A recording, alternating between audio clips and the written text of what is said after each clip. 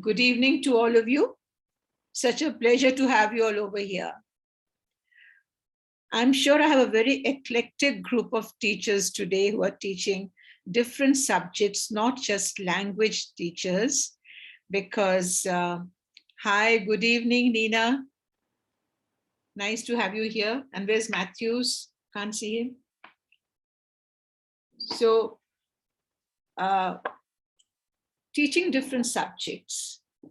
But as I said in my poster, I'm going to be talking about multiple intelligence as related to the language class. Why that? Because I'm a language teacher. So it comes easy for me to adapt the theory of multiple intelligences to my subject. However, having said that, it is equally true that even if you're not a language teacher, I'm sure you will be able to take back strategies for your subject. Because let's face a fact that you cannot teach any subject in isolation. We've been doing it all these years, and we find that finally at the end of the day, at the end of the entire journey of education, they are still not competent with a lot of things. They may have degrees, but that competency and skill is way below what it should be. Therefore, it becomes absolutely imperative that we look at education in totality. Education as not, each stream as a watertight compartment, but as something that is interrelated. Something that is interrelated. Because it all deals with human beings at the focal point of it. And if we are the focal point, then everything is related to us. Our jobs, our professions, our interests, our abilities, our skills, our competencies, everything is human related, it's human being related. And therefore, it becomes, very interesting to see that people have different abilities. How often I have faced it myself as a kid, and I have seen that happening in the classrooms, and somewhere I think initially I must have been guilty of doing it also, where I said, one size fits all. If I'm teaching, if one child can learn, why can't the other child learn? I mean, that is the attitude we've all had. And somehow my generation, when we grew up, we suffered more because of that. At that time, it was said, okay, this is the education, and everyone must be proficient in what we are teaching. What we are teaching, what the child is learning was not important at all. The child had to just learn it, even if it was just mugging up, learning by rote, and then reproduce. The better you mugged up, the better you reproduced, the better your grades were. But long-term learning never happened. I'm sure it did not happen with a lot of people. It happened with those who never got grades, because whatever they learned well. I won't say that for everyone, but then I know I'm one of those who never could say I'm top of the class or at the bottom of the class. Was there in between, moving, fluctuating from here to there. But I remember things now. Why? Because somewhere I used my intelligences to learn the things the way I wanted to learn. Having said that, beaten my own, horn and blown my own horn, let me now come back to the brass tacks. When we say multiple intelligence, what exactly do we mean? This somehow, I think most of you teachers have been attending a lot of webinars and sessions in these 2 years, and you have been inundated with these concepts of multiple intelligence, emotional intelligence, and various things. But now, having got that theory in our heads, how are we going to take it to the classroom? That is my concern. We know the theory, all of us know it, all of you know it. But how are we going to take it back to our classrooms? That is very important. That's absolutely imperative to deal with. And that is what I propose to do. Let me start sharing my screen with you all.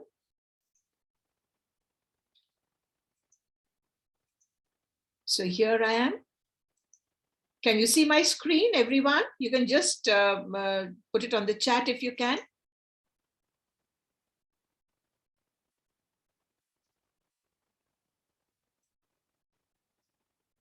Yes, you can see my screen. That's very good. Okay. Okay. So we are dealing with multiple intelligences.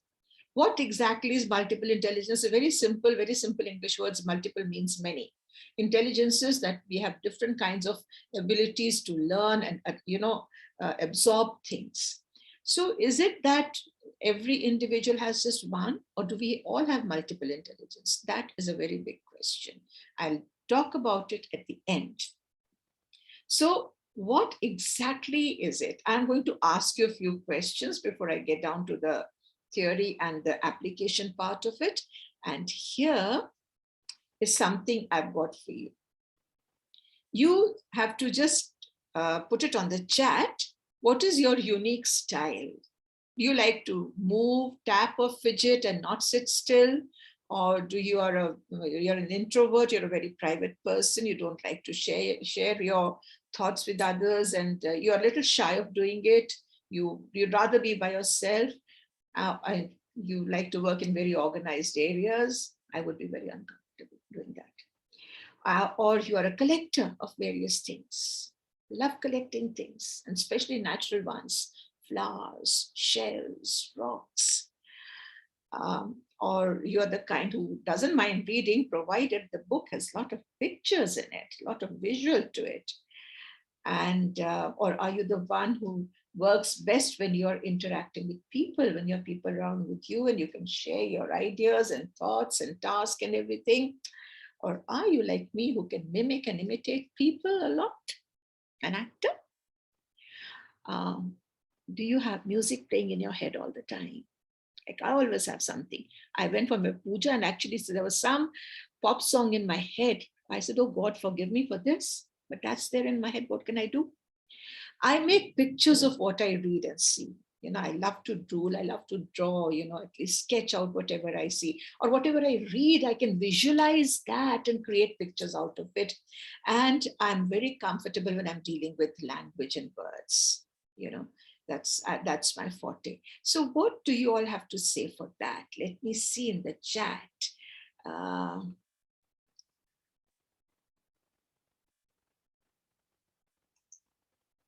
Yeah, love collecting various things, interaction with people. Yeah, comfortable with picture. And what else? Very good. Work in an organized area. Very great. Then, all right. What else? Interaction with people boosts my interest. Wonderful. Just like that, do and share what I experience. Very good, very good, very good. Wow. So I like my inner world, of course, lovely. See, work in an organized area, very good. Very good, Noor Fatima. Yeah, great, great, great, great. So you see, each one of us has a different way of looking at things. Each one of us is different. Why are we expecting our students to be all identical? No two teachers are identical. You all have different way of, preparing yourself for your class, conducting your teaching. Why are you expecting your students to be the same? Because I think you may have people like this in your class. There'll be some restless, fidgety, and they can't just sit still. They will get up and move. You can say, please don't move up, just sit in your place, but they cannot help it. They will just do it. Or they'll, trouble the person on the side. There's another one who writes very well, is a very effective speaker. Or there's another one who at the first opportunity runs to the library to pick up a book and read. And there's another one who couldn't care less for what is being taught in the class, but the music teacher loves this person because so musical, melodious, everything. And here's another one who's a good mimic, loves to dance and sing, and all the annual day plays, that person is always there. Spends most of the time at the basketball court or badminton court or some other game, and but is an average student. Very good at sports, but average students. And this one is a loner, sits all by himself in the class or herself, reading or doing his or her own thing. There's another one who goes and says, okay, what are you doing? Let me help you, you know. Then another one is very artistic, constantly drawing something. And there's another one who narrates stories of movies to friends with dialogues. I remember I had a classmate in school. We never saw movies because we weren't allowed to see, but she was the one who saw the first show, first day. And we have seen movies through her because she would narrate it scene by scene, frame by frame, dialogue by dialogue. She was such a wonderful story. And she's a doctor. She's a doctor. So how do you deal with such students? Do you have such students in your class? How do you deal with them? How do you deal with them? What do you do? Now, we all deal with multidimensional classroom, but how do you deal with such students who are there with you? You can put it on the chat, please. Or if you want to, you can unmute yourself for this answer and talk to me direct. You can unmute yourself and you can tell me.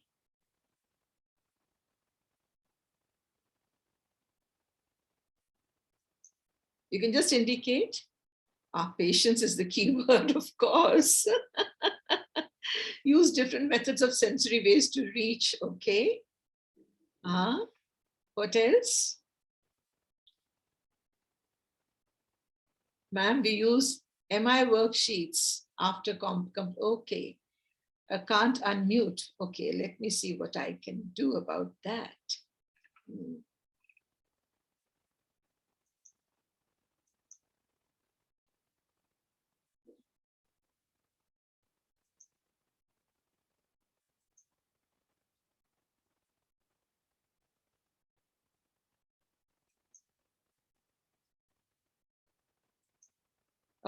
You can unmute yourself. I've enabled you to do that.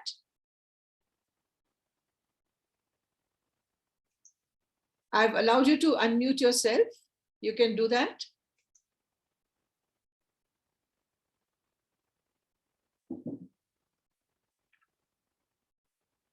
See, what happens is, because the moment we allow unmuting, a lot of disturbance starts happening.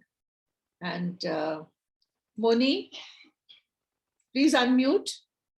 I've asked you to unmute yourself.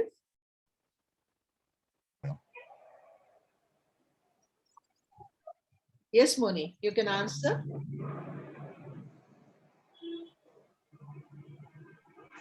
Yeah, I have unmuted yourself, and now I've given you the permission to unmute. Yeah. Hi, ma'am. Good evening. Good evening.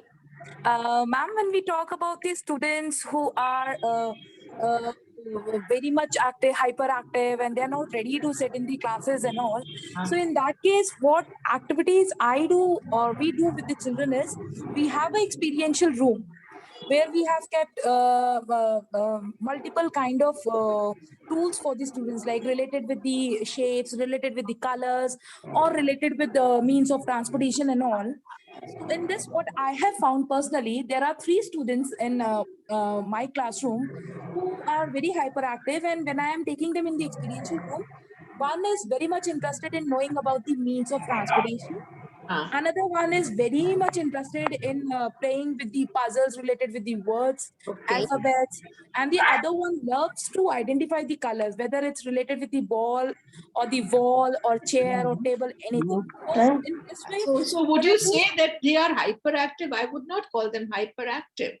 No, They're not tactile learners. Exactly, ma'am, exactly. They're tactile learners. Yes. So what I do, I correlate all the topics which I am supposed to teach them in the classroom along with all such kind of materials, so that it would be easy for them to understand. Wonderful, wonderful. That's really great, Moni. You're doing a great job. You're doing a great job. Thank you. Thank you so much, ma'am. Thank you. So I have here another one. I love this cartoon clip. You know, this, I just love it. I said I taught him. I didn't say he learned it. Really? What does it mean? What does it mean? Choose the most appropriate answer. He did not learn because he's an animal. He was bored. The teacher focused only on high achievers. His way of learning was not considered. Stick the right option. A and B, B and B, A and C, A and D, or any other combination that you feel like. You can tell me that.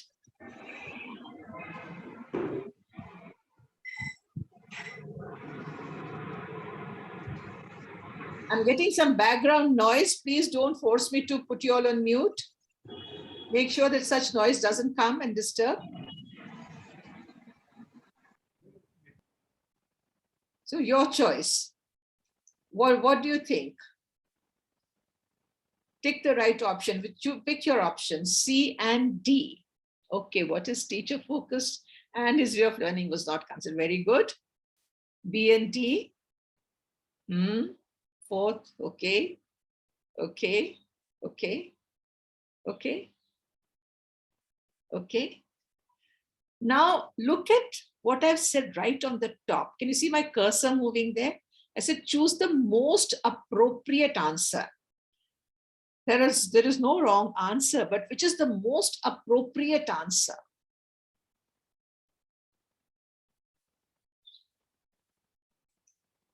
I can accept all the answers, but which is the most appropriate one?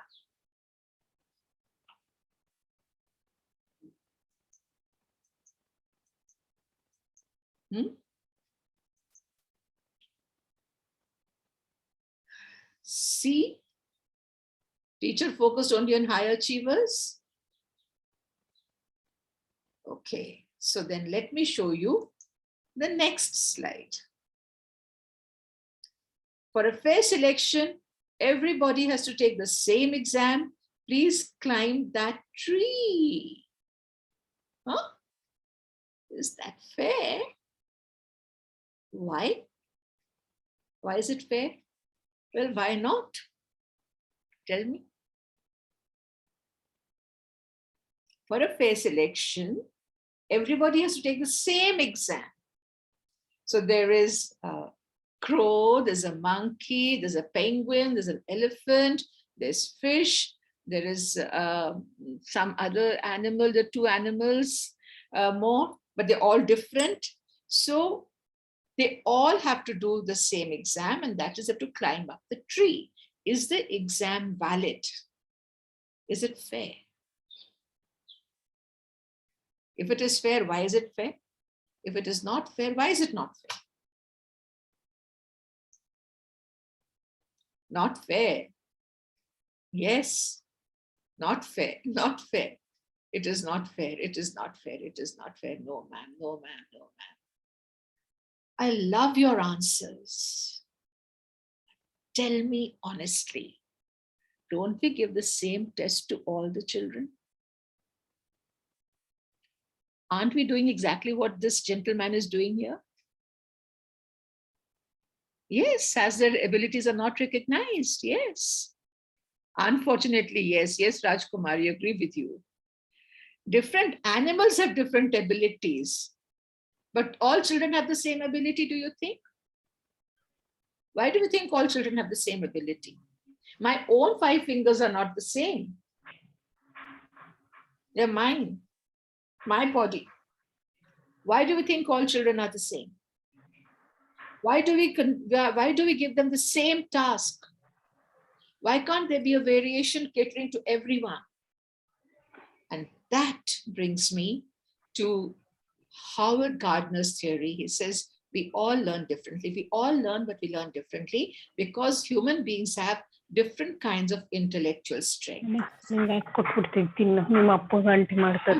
mute yourself. Ma'am, please kindly mute yourself. The 8 intellectual strengths. He has actually identified 8 different kinds of personalities, 8 different kinds of people who have, these different abilities. It doesn't mean that the other abilities are not there, but this one ability may be pronounced in, each one of us has one that is more pronounced than the other. There's the kinesthetic one, the body smart, the what you call the hyperactive cannot sit in one place. But the child is not hyperactive. He has the kinesthetic ability. He learns by doing things. He wants to move, he wants to experiment, he wants to run around. That is what he wants to do. You have to involve him physically. His body has to be involved. Then there is the interpersonal one. That is, these are people, smart people who love to interact, and they are the ones who, who always work well in groups. They are the ones who can do teamwork. They are the ones who can organize events. Then there is the linguistic one, the word smart. I mean, this character don't take chances by saying something to this child, because he knows how to use his words, and he can write well. He can, write stories. He can do puzzles, crosswords, and things like that. So he has the ability. He'll read and comprehend. His reading ability might be better than the other children in the class. There are children like that who are way ahead with their reading abilities because they are, word smart. Then there's the logic smart, what you call the mathematical ability and the logical ability. This child can learn, he can actually logically put things in the logical order. He can do good calculations with very good numeracy skills and analyze things well. Then there's nature smart. These children are very happy doing work in the garden and things like that. So how are we going to involve these people? Then intrapersonal, as I said, is the introvert who loves to think by himself, is all by himself, can work, alone by himself, is mentally a Robinson Crusoe who works on his own. Then there's a visual, the picture smart, the one who can draw, that's what we call the visual spatial ability. And then there's the music smart. So for everything he'll be doing, even spelling he'll say musical, musical. Even spelling he'll learn like that, So that is the child. Now, having identified 8 intellectual strengths, which you are going to be actually talking in details, he did identify a 9th one. A 9th, strength, and that is the existential ability. I'll be touching on this at the end, but my main focus today is going to be the 8 intellectual strengths. Okay, the 8 intelligences. So let's see what we have to do. The teacher's dilemma is what is your dilemma when you have people with different abilities in your class? Can somebody tell me? What kind of dilemma do you face?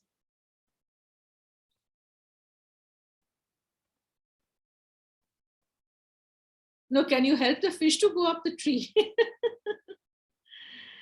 Preparing activities. Yes, Rajkumari, that's true. That is an ability. That's a very big dilemma. Preparing activities. So I will take you through a language class doing that. How do I identify each learner's intelligence? First of all, you have classes of 50, 60 students. How do I identify each learner's intelligence? I would say, yes, Renu, you can write over there. Write on the chat. How to group them. Yes, that's an ability. Yes, that's a problem. Yeah. Yes, Renu, you can write here. I'll be looking for your message. So, as you said, making activities for all of them is a very big problem. Yeah. So I would say observe them. But when do I observe them? And why should I observe them? When and why? When? You see, actually the right time to observe the students or your learners is when they join school. You start observing them at that time and add to that observation constantly. It will help you make a picture of their abilities. You'll be able to do that.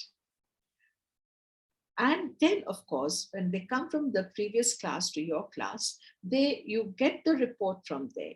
That teacher should actually send you the weaknesses and strengths of each child, which she has noted down. So that folder, that file for each child should actually go from one class to the other, where the teacher adds to it. Now that enables her to plan out her activities for the classroom. Sometimes children join us in the middle of the session. Their parents come on postings and transfers, and their children have to come in mid-session, or they come in a new class, they come 7th, 8th, 9th, 10th, some class will join. And that is, then you'll have to observe the child at that time. But it is very important. That task you will have to do. You have to observe your children. Just can't say, I planned the activity, now whatever they do, I'm going to grade them. No, you cannot do that. You have to make sure that you observe them and you keep a record of what they are doing. So that record has to increase every year. You have to add to that record till finally we know that we can make a composite picture of the child's intellectual abilities. Why? Because that enables you to deal with the child, that enables you to ensure that the child with you learns everything, because you're going to cater to his abilities or her abilities. So, as I said, dilemma. So what do I do? Help this teacher by looking at the possibility of catering to these different kinds of learners. This teacher is in a big dilemma. She's got so many and she cannot forget it. So we are going to help this teacher to see how we can solve her problem. I've taken 2 texts from language. Okay, I've taken 2 texts from language. This story of Rip Van Winkle has always fascinated me. And I wrote this. The red part that you see is a scaled up version of what is written there.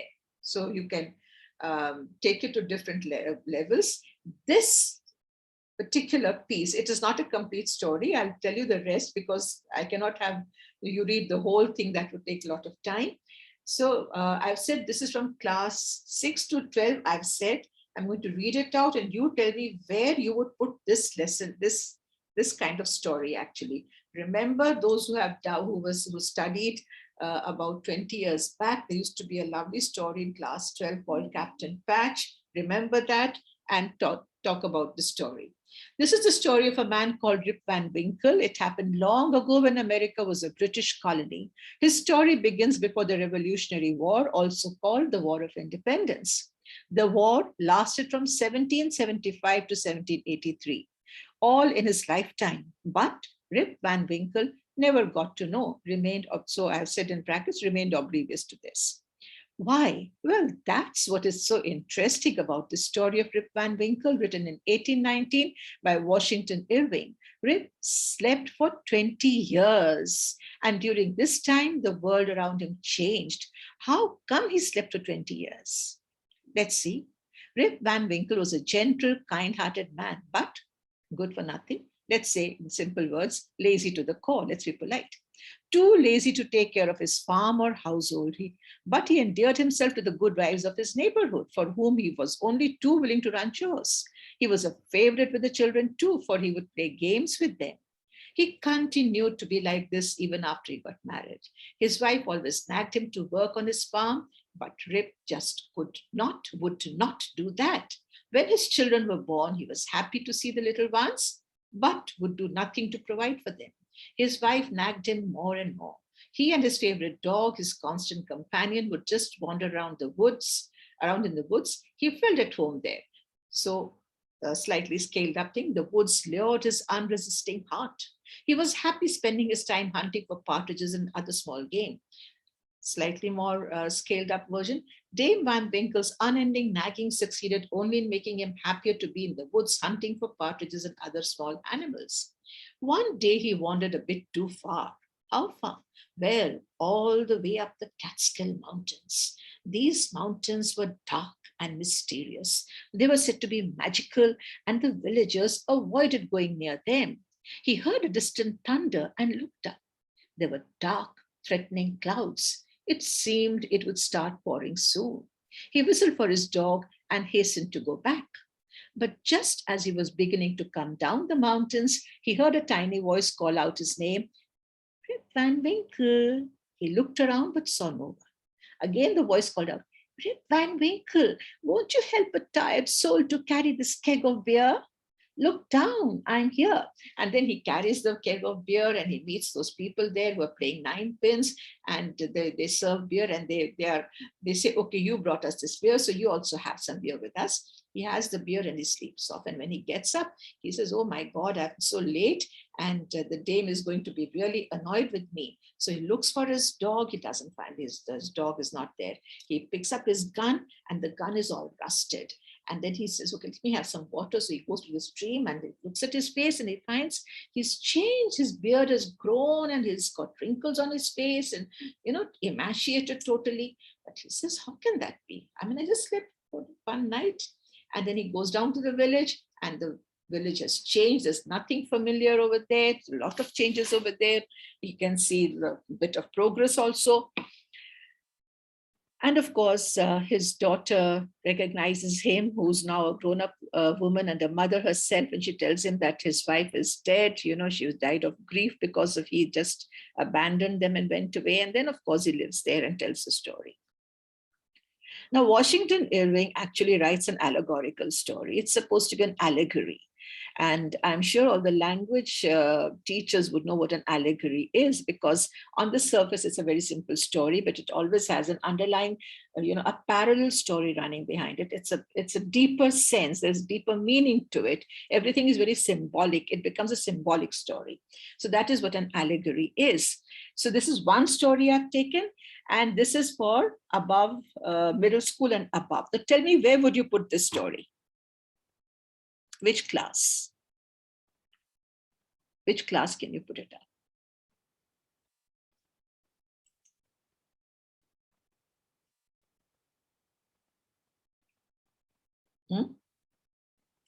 You can put it on the chat.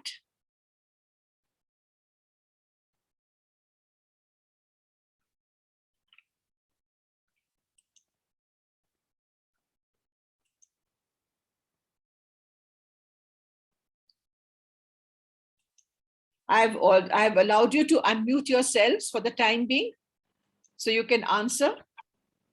Class 6, okay. No, Fatima, you want to put it for class 6, all right. 9 to 12, yes, Kulpreet, very good. 10 to 12, very good. All right. 6 to 12, anywhere there, okay. 9 to 12, very good. Very good. Yeah. I agree with all of you. That's why I said 6 to 12, anywhere you can have it. Ma'am, please unmute yourself. Ma'am, please mute yourself. Don't force me to put you on mute. Pooja Sharma, please go on mute. Okay. So this is one. Second one I've taken for the primary classes. And I have here pictures in, they are not in their sequence. Okay.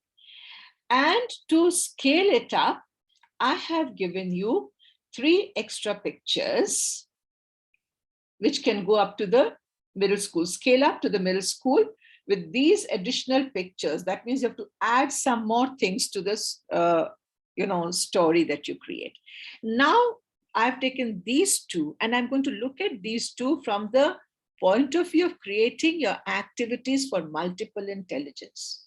I will do both simultaneously. I'll first talk of each intelligence, and then I'll give you, for each intelligence, I'll give you the activity. So we'll go one by one, and at the end, I'll put them all together. Okay? So that how you can make, for the entire class, it's not just one group working at a time and others not doing anything. How we are going to put it all together, that's what we'll look at. So let's see. The first one, logical mathematical intelligence. Somebody has been drawing on the thing, on the screen because I can see a line. Please don't do that. Don't put any markings. Now this will never go from my PowerPoint. Please don't do that. Okay. So logical, what kind of people are these? They have problem solving skills. They ask questions and get and find answers. They analyze for solutions. They are very good with a scientific experiment. Then teaching methodology and activities, you can create activities which have problem solving questions. They make them do experiments, make them do calculations, give them number games, give them, critical thinking questions. They can involve them in debates. And so your teaching strategy is like the terms that you must remember for your creating your activities. The 3 terms, what we call the depth of knowledge terms. This is what you must keep in mind when you're creating the activities. Quantify, experiment, think critically. Your activities should say quantify it, or experiment with this, or think critically, or you can do a critical analysis of it, or just analyze, because that is what thinking critically is. So it basically goes on to higher order thinking skills. Now the teacher's dilemma: how do I cater to children with the numbers, logic, critical thinking, intelligence in a language class? Okay, let's see.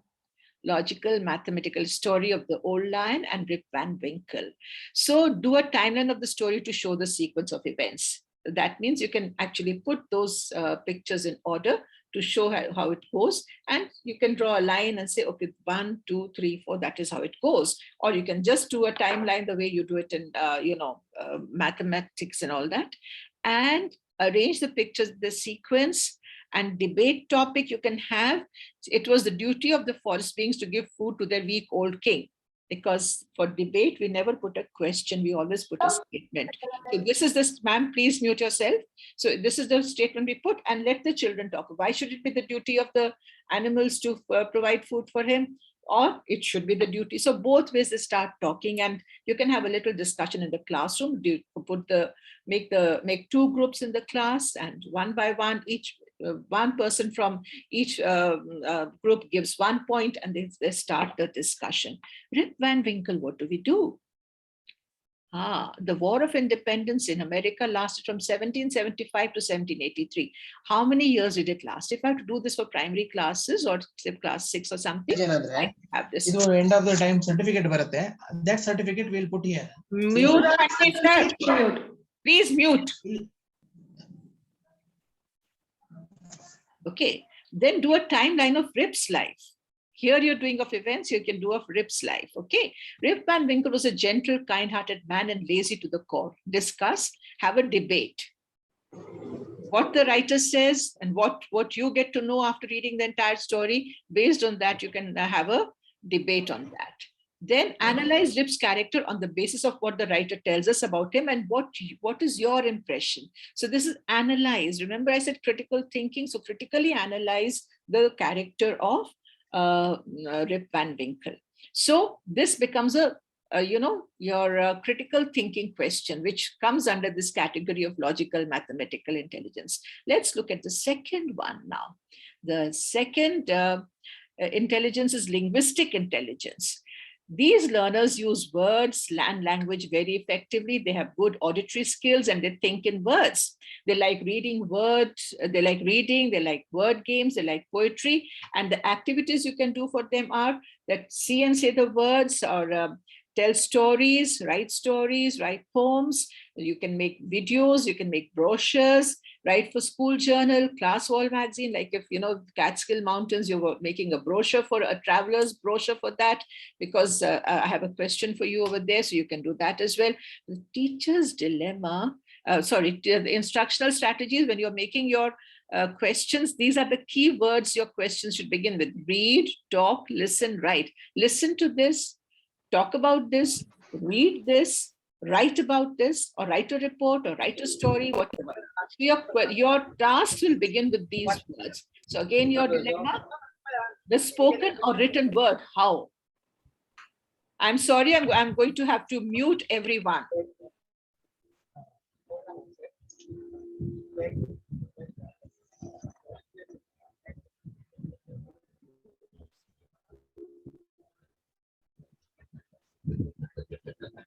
Yasin Harun, please go on mute.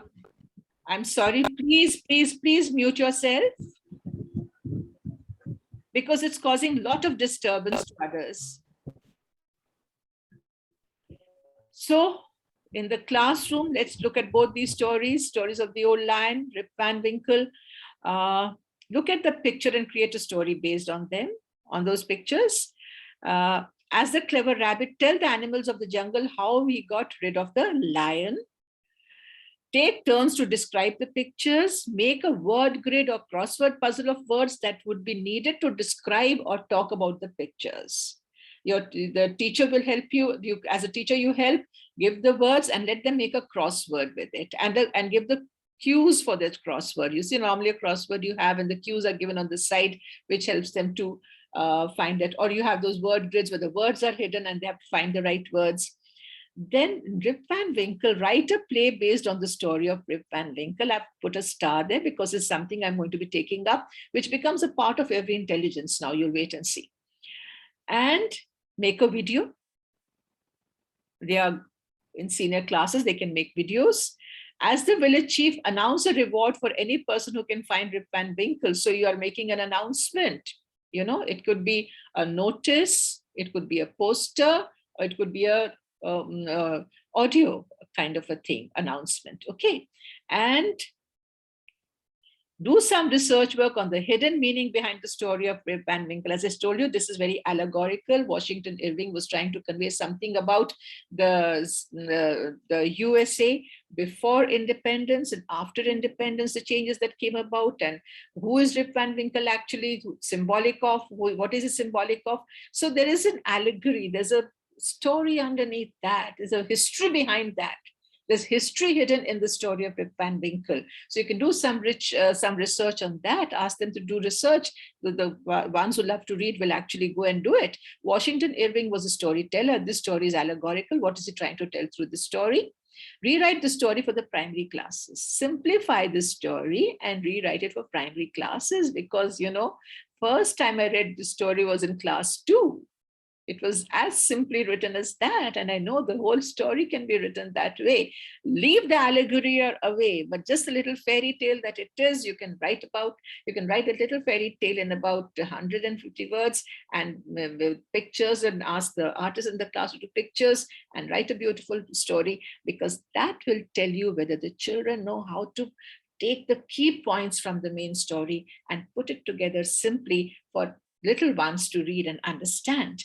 So write a report for the Village Times, that's a newspaper, about the return of the man who was presumed dead, lost, but had actually been sleeping for 20 years. Okay, so this is what you can do, a report writing on this.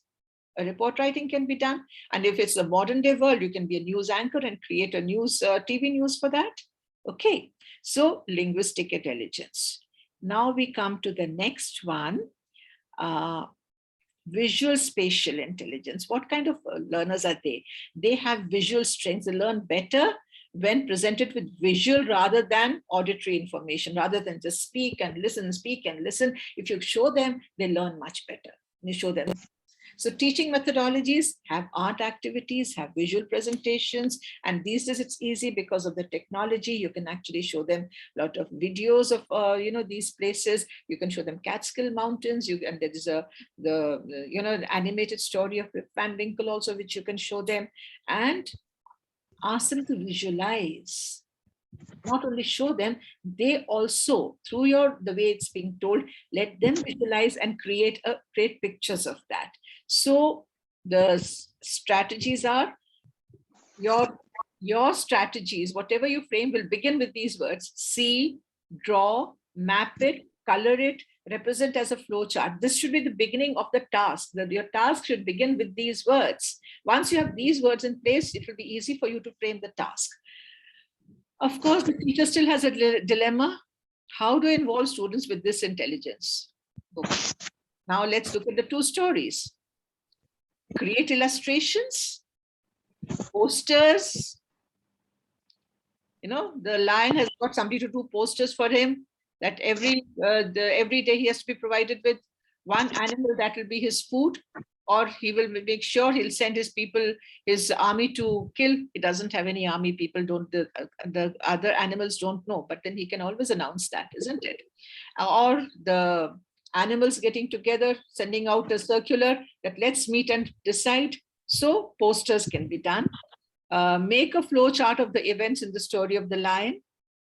Make puppets, the various animals there. You don't have to do all. It can be just one odd you can do. Everything doesn't have to be done in the same story. You can do one for one, one thing you can do. Illustrations, maybe one story, maybe puppets in the other story. But I've taken one story as a sample example for you. Rip Van Winkle, again, create illustrations, posters, comic book form of the story. This is a written story, so they can create comic book form, what we call the picture story book. Okay, they can make that. Make comparative flow charts of Rip and the War of Independence. Rip Van Winkle one side, War of Independence. They do research, find out how it is related, and the similarities, where it is the allegorical point, where the story of Rip is symbolic of the what happened during the War of Independence. So they can make that. And of course, make props for the play. Because I said, no, we said they write a play, so make props for that play. All right. So next intelligence, the kinesthetic intelligence. They are body smart, they are very active physically, and they need to do something. So if it is Rip, they have to go hunting and shoot the partridge and carry the keg of beer and all that they have to do. So they are learners not by reading, but by doing. And they love to move around a lot. So it has to be hands-on learning activities, tactile activities, and your key words for framing the tasks. The words with which your tasks will begin are act, dance, build, touch. Act like the little man who asked Rip Van Winkle to carry the keg, or act like the captain he met on the hill, who seemed to be a commandant of all the group over there, or dance, the village dances when Rip Van Winkle comes back, or be the children who play. So all that you can, these are the words with which your tasks will begin. Please make sure that you have these words with you when you prepare a task, when you prepare an activity. So the dilemma is solved. How do I ensure involvement of the whole body and hands-on experience? Yeah, I'll show you how. So drama, enact it. A play or a ballet or a dance drama based on the story. Same thing with Rip Van Winkle, enact, have a dance drama or a play, and do the stage setting. In the previous one I said, those people, they will make the props, and you people should know how to put it there, where, here, there. So everyone is coming together to create, all the intelligences are coming together. They are coming together to do something. A lot of collaboration is happening. Let's go to the next one, musical intelligence. We need music.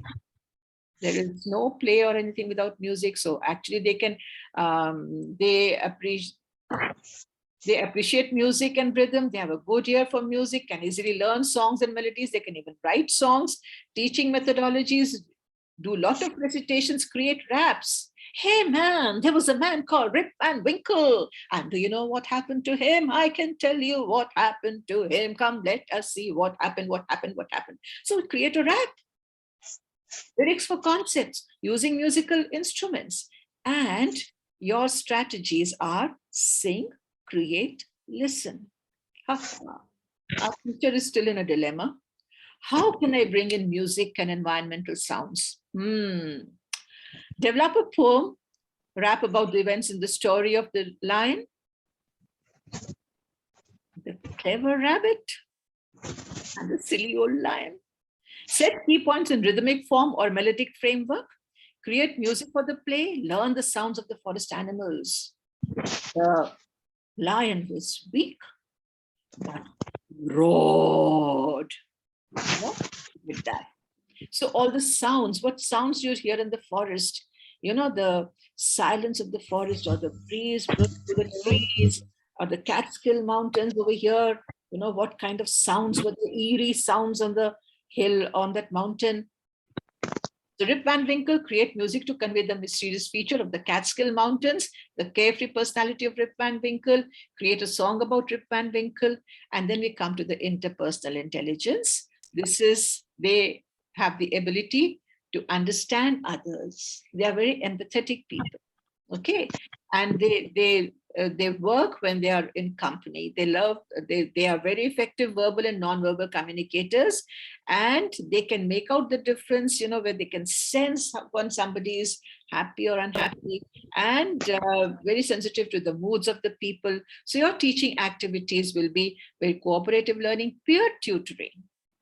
They will make very good peer tutors. You know, it's always a very good idea to have a good achiever take in hand a child who's having problems achieving, because other learners, they might have a problem, and you know, these people can actually take them in hand and teach them. Peer tutoring is a wonderful tool to use in class. If you haven't done it, please start the very day you go back to school.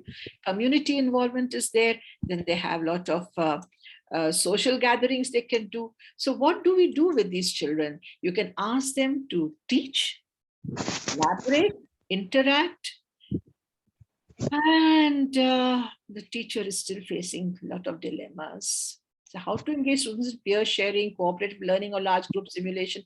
This is not a very difficult task. But yes, she's so burdened with all the intelligences that she doesn't know what to do. So we are going to help her out.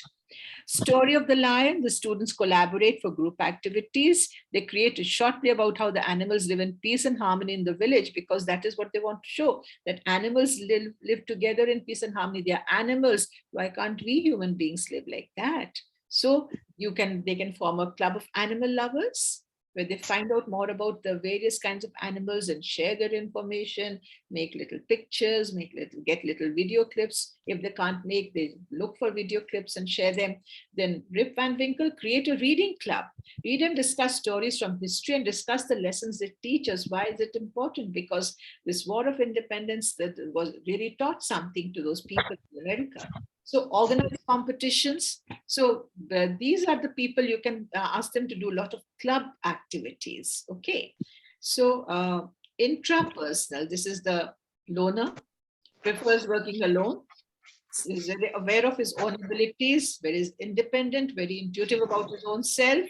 And the teaching activities, these are the people who write very good journals, diary entries. They can write their own autobiography. They can rewrite a story from their point of view. Okay, so what are the instructional strategies connected to your personal life?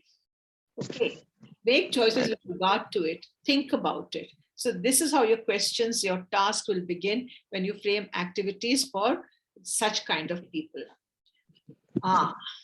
Please, somebody is drawing the lines on the computer. Please don't do that. You're doing it on your on your screen, but it's coming here, and I will not be able to erase it. Please try and erase it from your computer. So your dilemma: how can I evoke personal feelings, memories, and give students their choices? Intrapersonal intelligence. Story of the lion. If you were in place of the lion, what would you have done? Okay. Then they can do a diary entry of the rabbit. They can do a diary entry of the old lion. Write an article on the animals living harmoniously and united, a lesson for the human beings. Find out more about the writer. Explore what is an allegory. Write a critical appreciation of the story of Rip Van Winkle. So this is for the higher classes. Now we come to the naturalist.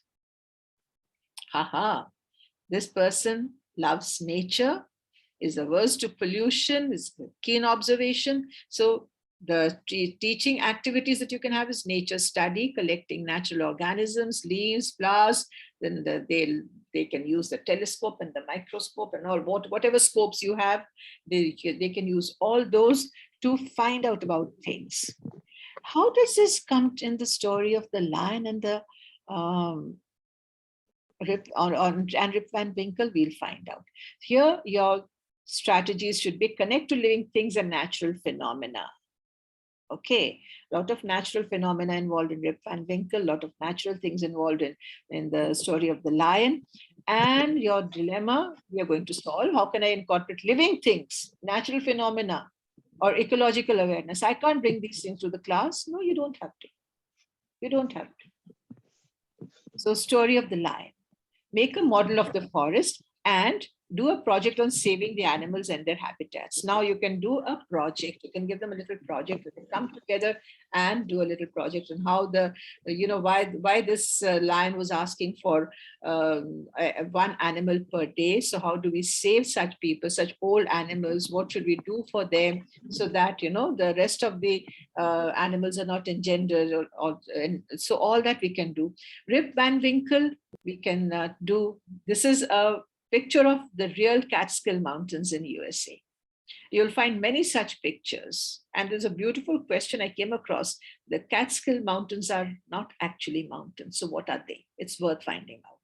So you see, collect pictures of the real Catskill Mountains, find out about these mountains, the weather and vegetation there, and why Irving used them in his story. That is very important. Why did he choose Catskill Mountains in his story? That is what you can do. And I'm sure you creative teachers will find more such questions. These are just a few I'm giving that came to my mind immediately, but I know all of you all are very creative and you will be able to make more questions. Now, how do we, as I said, we've talked about all these intelligences and how do we do the collation of multiple intelligence activities? Well, to quickly look at it, you make them in groups, okay? You've identified children with different abilities. So each ability group you make, there's a group with the logical ability, group with the linguistic, musical, so separate groups you make. But there's one thing that is common for all of them. Remember, it's a language class we're talking about. The common need is to develop language. That is their common need, okay? So how are you going to do that? That is what you come in as a teacher over there. You need to help them to develop language for each of these, because do you think any one of these intelligences can work without language, without the right vocabulary, without the ability to express what they know? They cannot. So there is a need to develop language. That is why in the language class, this becomes a very important factor, the 8 intellectual strengths. So I've given you how to do the first group as per intelligence, set a task for each one of them, then mix the groups, each group comprising of one of each kind. So draw one from each group and make other groups of 8 each, because then that group will have one person of each intelligence over there. And then your instruction is collaborate for each kind of task. Each task they all come together and do, whether it is a visual spatial, or it's a linguistic, they all come together and do that. Okay, that because we want the children to know everything about something about everything. This brings to my mind a Sanskrit shloka I learned in school, that Sahitya Sangeet Kala Vihin Sakshat Pashu Puchha Vishanahim. That means everyone has to have some information, some knowledge about everything. It's true that my ability in one will be greater. That's fine. But it doesn't mean that you cannot know that. I may not be able to paint, but I can certainly appreciate a painting. I cannot sing, but I can certainly appreciate good music. Okay. So and in my day-to-day life, I may not be I may be numerically challenged, but in my day-to-day life, I definitely do some bit of calculation for my household. I do some logical thinking also. So we all do everything. One intelligence is pronounced, but it doesn't mean the others are totally dead. They're all there. And that is what we need to ensure, that every child, every sense is developed, his own particular intelligence honed more, but acquires ability of other intelligences also. That is what a holistic education would do. And that is why your role as a teacher is here. Your role, facilitate language development per task, per function. We talk of the function of language and the language for that function. So these are the different things that the children do, and we have to make sure that they have the right language for these. Okay, so this is where your 8 multiple intelligences are. Do you think I have time to touch upon existential intelligence? Participants, can you tell me that? Because I think we've already overshot more than 50 minutes. Yes, should I? So I'll quickly, I won't take much of time. I'll just quickly talk about it. Not in very great details, but yes, certainly talk about it and how it goes to your classroom. Existential, you can see that little faint picture at the back, somebody sitting in that yoga mudra, in the yoga position with that typical mudra of the hands. Yeah. Now, what are these people? These are the people who look at broader things of life. They question things. What is all it about? What am I? Main kaun hu, kahan se aaya hu? Who am I? Now, that is a very highly advanced existential intelligence. Our great sages had it. Buddha, Nanak, Christ, they all had that. But am I going to create that in the classroom? No, I have to take it to a very basic level. So this is a beautiful quote I came, these wondering people. Wondering means they keep on wondering about things. Why is it like this? Who made this? Ye kaun chitrakar hai? Who made this beautiful picture of the sky and the trees? What beautiful colors are there? So they ask such questions and of human existence and asking philosophical questions about the world. So they are philosophers, but I need to do something in the classroom. Developing existential intelligence isn't just about inspiring people to ask deep questions. It is not just about asking such philosophical deep questions. It is about equipping them, our students, with the tools that will allow them to tackle it in a way that contributes to their happiness and mental well-being. This is very important because today we realize the kind of stress the children go through, the kind of problems they face. So looking at existential intelligence becomes very important so that they know how to handle all these stresses and realize that those stresses are not, it's not something that they have to actually go down with those stresses. They should know how to handle them. And that is what this existential intelligence will do. So quickly in the classroom, let us see. Make connections between what is being learned and the world outside the classroom. That is what you need to teach them. When they're learning something in the classroom, how is it to the world outside? I may be teaching them civics, I may be teaching them, forms of government, but what is happening outside? I don't have to name countries. I can be very politically correct and yet talk about the various kinds of governments that exist and how things go wrong. Okay, then how they can be made better, how human beings are involved, how they were not involved, what happened in the revolutions that took place in France and in Russia, why did those happen? So all these things you can just talk about it in theory, but you can actually relate it to the world outside. It happened that time, we are looking at it in the book. Have you heard about this happening anywhere in the world today? Yes, it is happening.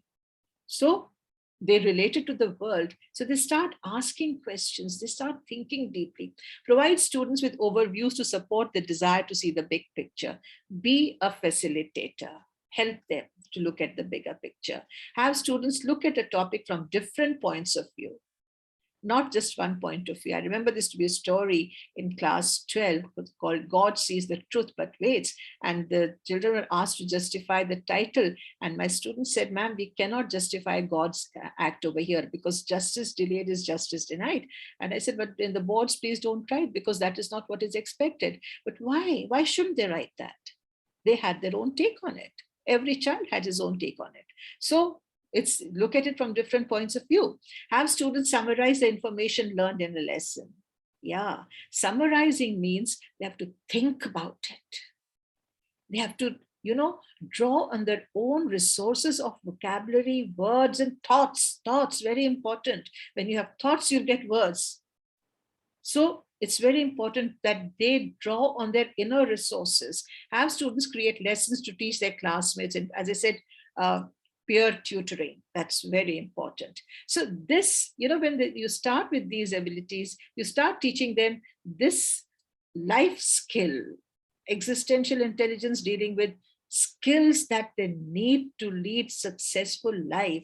That is also very important, besides teaching what we have to do academically, because let this existential intelligence be a part of teaching, of their learning process. Whatever they're learning in the classroom, let them learn to be good human beings, because this is what is very important. And that's all that I'll speak today. So thank you all so much.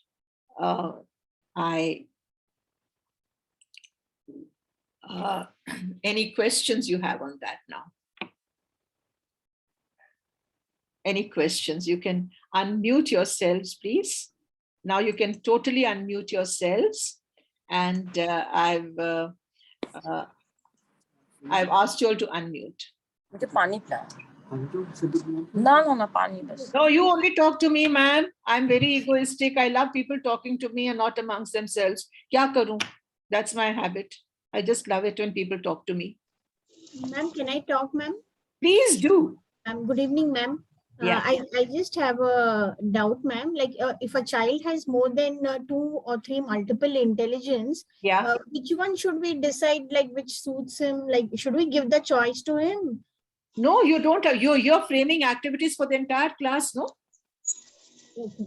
So if he's good at more than 2 or 3, It's perfect. That's so wonderful. That's so wonderful. Because you're not saying you will do only this activity. Yes, You're not yes. putting that kind of restriction. You're giving them activities. The activities are for the entire class, but you'll find some children doing better. And that's why when you do group activity, for anything you do a group activity, bring them together. Bring them together and let everyone contribute to the task. Okay. So that's a wonderful thing if you find some children with more abilities. Nothing like it. Yes. Any more questions?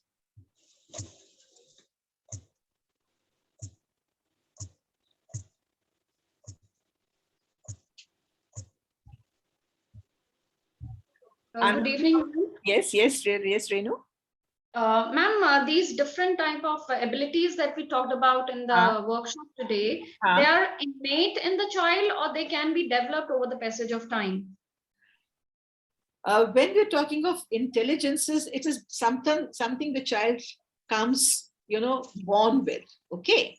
What we do is we hone it. As I said, it doesn't mean that the other abilities cannot be developed. Okay. That is why when you give the same task to the entire group, as I said, collaborate with the task for the tasks that you've given them. The entire group of the 8 children with different intelligences, they come together and they do a task. They're all learning something from there. Okay. The one who is the best in that particular task actually becomes a guide for them. It's peer tutoring happening. Then another task you give them for another intelligence, and another child becomes a tutor there. So you see, every child is learning from each other. Okay. Right. Yeah. Thank you. Yeah. Anything else? Ma'am, namaste. Namaste. Yes. What to do with the children who always dominate in all areas, ma'am? Dominate in all areas or good in all areas? I mean, sometimes they dominate also. Yeah, because you see, such children have to be given responsibility, and you have to give them tasks which challenges their abilities, so that they get involved with that. Okay, ma'am. Thank you, ma'am. You have to create challenging activities for those such children. Yeah, okay. Yeah.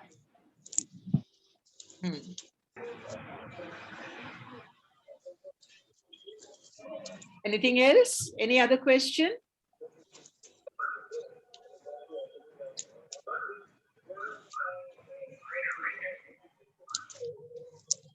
Yes. I'm waiting for more questions.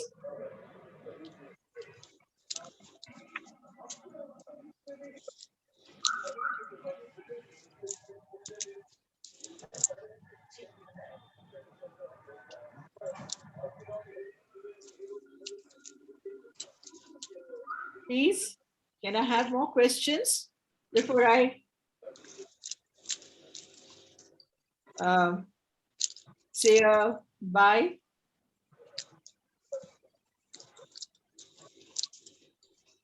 You explained so well, ma'am. There are no questions. Thank you so much. Oh, I think there should be some questions. Okay, I will be posting the feedback form on the group. Okay, and once you have filled that, I will post the link for, the link will be there for the feedback form. After that, I'll post the link for the certificate. Now, with the certificate, let me make certain things very clear. You can get a free certificate that will come with a watermark. If you don't want that, then then I'll give you another link where you will have to pay and get the certificate. Okay. So I really don't think the free one should be any problem. So first I'll put the link for the free one. And only if you want the other one, I'll give you the link for that. Okay. I'll be putting both the links one after the other, not together. First, I'll put the feedback one. Once I've received I've got response from everyone, I'll put the link for the certificate. Okay. And the link will be valid for just a few hours. Make sure that you respond immediately. Just now, immediately after this session, I'll post the link on the WhatsApp group. So please do that. And Mr. Matthews, thank you for being here. Please, can I hear you? Can I see you? Mr. Matthew?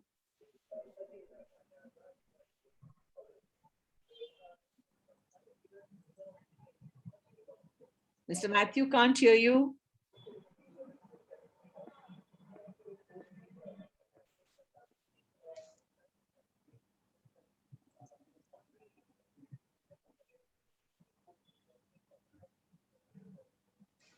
Okay, thank you all so much. Yeah, I heard something. Yeah. I'm here, ma'am. I'm here somehow. I don't know. I can't see you. You can put on your camera. Okay. And Nina, nice to meet you. We cannot actually switch on our videos. It's disabled. You have become very all-powerful today. See, I learned. I'm a good student. Multiple intelligence at work. Multiple intelligence at work. Practical demonstration. See, so you can be a very proud teacher. You've taught me. You taught me well. I'm feeling so proud every time you are going one step ahead. No, especially me, a 75-year-old woman. Great achievement. I think it's if I was a caller, I would actually put it up. Yes. We will be soon giving you an honorary doctorate from AIEF. I would love that. Do it before I say hi to St. Peter's. Do it before that. Thank you so much, and such a pleasure. I really, now that's what I still have to learn how to undo what I've done. So maybe no problem. So that's fine. So that's my next lesson. I'll learn that also. Don't worry. Okay. And Nina. Yes, ma'am. Great to have you here. Thank you, ma'am. It was an amazing session. Thank you so much. Thank you so much. Lovely. So, ma'am, there is a way where you can find who is scribbling on your screen too. So you will get the name written on your screen and you can see who is scribbling. So you can but what I would like to know is how to remove that scribble. Ma'am, you'll have to stop share and reshare again. So that's the only way, because once you are started with the session, either you can stop annotate if there is an option there. And if someone has already annotated, then the only option is to because share and I don't know. I mean, all kinds. Chalo, theek hai, but I hope next time this won't happen and people are going to be more careful. That's all I can expect, Ma'am, teachers also have multiple intelligences, I guess. Of course, they have more than me. You all are practicing teachers. I'm retired. You all are practicing teachers. I'm sure your intelligence is at work. So they love annotating. No, so you can pinpoint the culprit. That's what I'm saying. But where's the point in doing that? Pinpointing somebody. I would much rather have people be careful on their own, your own sense telling you not to do such a thing. I would rather, I'll trust people to do that. I would rather trust them to do that. Because no point pointing a finger at anyone, just making a general statement that please don't do this. It spoils the entire show. My PPT is getting spoiled, so please don't do that. And thank you all so much. Any questions or any comments? Ma'am, please share the link. Yeah, I'll do on the group. Okay, on the WhatsApp group, I'll be sharing the link. Okay, so thank you all so much. Can I stop now?